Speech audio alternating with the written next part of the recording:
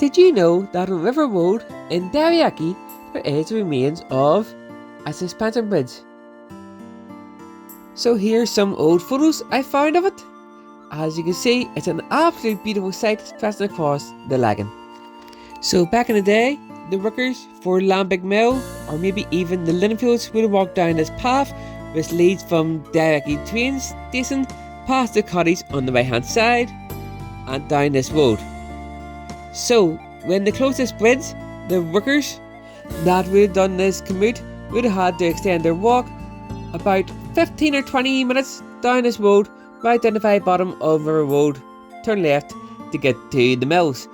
But back then, when the bridge was in operation, they would have stopped about here, turned left, crossed the bridge, and got into their place of work.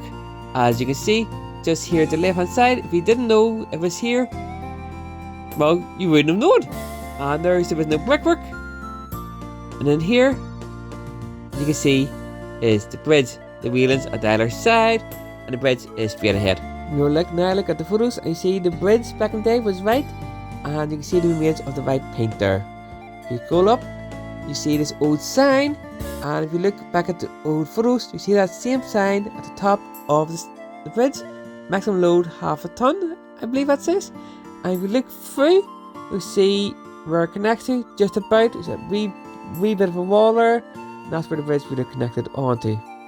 Here we see the steel cables that still hold up this part of the bridge, and don't they look great? They're still very strong, very sturdy, just covered in rust, but they're still here, they're still doing their job, and you see the trees overgrown the cables there.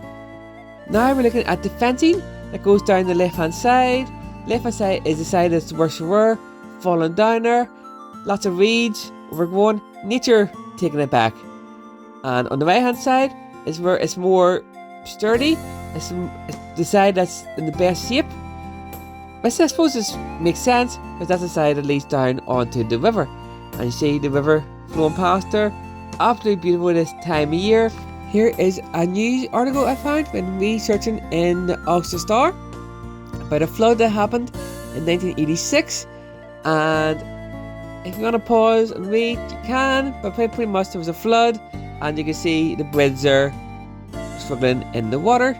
This is one of the reasons why it was knocked down in the late 80s, early 90s, due to problems of flooding and the fact that it just wasn't very safe in general. So there you go, that's a part of Forgotten Derriaghy. I hope you enjoyed it, and I hope you learned something today.